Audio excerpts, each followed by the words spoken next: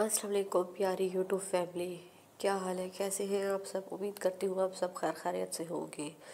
आपके साथ यहाँ कुछ बातें शेयर करती थी कि सबसे पहले तो यही टॉपिक चल रहा है ना, आशा बेबी का। तो आप सब लोग आशा के लिए दुआ करना, आशा जल्दी सेहत याब हो जाए।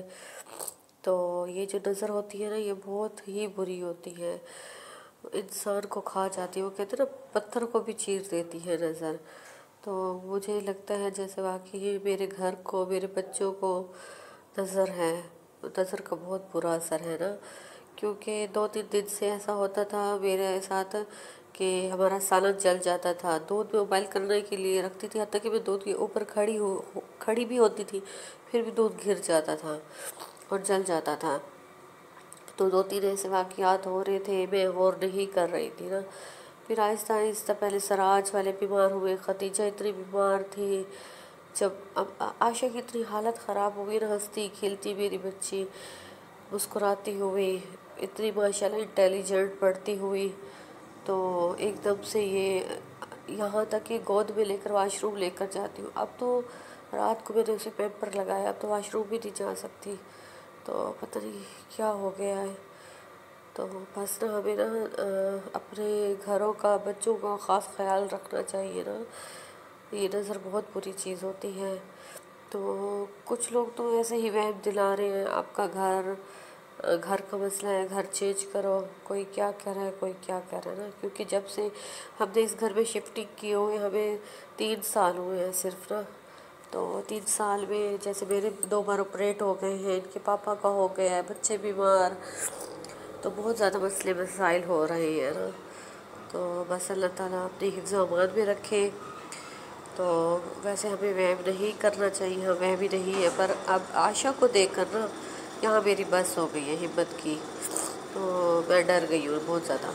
जैसे चावल बना रही थी, ये शुक्र है प्रेशर कुकर में गोश्त था, यहाँ पे मसाला बना रही थी।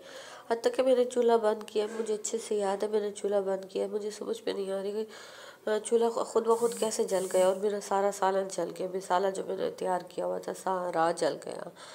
तो अब ये तीसरा चौथा दिन है लगातार ऐसा हो रहा ना, सालन जल जाता मुझसे, पता नहीं क्यों। और बस मैं बहुत ज़्यादा परेशान हूँ, आप सबकी दुआओं की ज़रूरत है। और बहुत बहुत शुक्रिया मेरी वाइटी फैमिली, आप लोग मेरे बच्चों के लिए इतनी ज़्यादा दुआएं करते हैं। अच्छा ना, जो मैं जिस जरा के पास जा रही थी ना, पहले मुझे किसी ने कहा था ये ना बिल्कुल छोटा सा, आप सब लोग पूछ रहे थे आशा को हुआ क्या, मैं बता दूं। पहले छोटा सा, जैसे चोट नहीं लगती बच्चों के नखून में, थोड़ी सी चोट लगी थी, वो चोट फिर छोटा सा दाना बन गया था ना। तो वो दाना ऐसा गंदा दाना हुआ, तो मुझे किसी ने कहा ये डॉक्टर का काम नहीं है, जरा के पास ले जाओ, हकीम के पास। तो वहाँ डेली पट्टियाँ हो रही थी, वो हरामी गंद ही निकाल रहे थे, सारा पाँव इसका गल गया है। तो आज इसके पापा घर में ही डॉक्टर लेकर आए थे, क्योंकि आशा तो नहीं जा सकती थी। तो उन्होंने देखा, उन्होंने कहा ये तो बच्ची इसलिए दर्द से हो, इसमें तो सारा गंद भरा हुआ है। फिर उन्होंने इसे अच्छे से साफ़ किया, बायोडीन से गंद निकाला और इंजेक्शन लगे हैं। अब डेली ना ज़ख़म खुश करने के इंजेक्शन आशा को लगेंगे। और डेली ना उन्होंने कहा ज़ख़म को खुला छोड़ो, पट्टियाँ नहीं कर रही आप लोगों ने ना, पट्टियों से ये ज़ख़म ख़राब हो जाएगा। वाकई ही पूरी उंगली नीचे तक गली हुई थी, तो खून भी उतरने को तैयार है। तो बस ना अल्लाह मियाँ मेरी बेटी को सेहत तंदुरुस्ती दे, आप सब भी दुआ करना। तो बस इतनी सी बात थी, आप सब के साथ शेयर करती थी। आप लोग इतना प्यार देते हो मेरे बच्चों को, इतनी दुआएं देते हो, अल्लाह ताला आपके बच्चों को भी खुश रखे, आबाद रखे, हंसता खेलता रखे, लंबी ज़िंदगी दे, और आपके घरों को भी खुशहाल रखे। आमीन सो आमीन। ये थोड़ा सा सामान आया है क्योंकि आगे ईद है, तो आना जाना होगा, दावतें होगी, तो थोड़ा सा सामान था। इनके पापा जा रहे थे, मैंने अम्मी से मंगवा लिया था, देखे।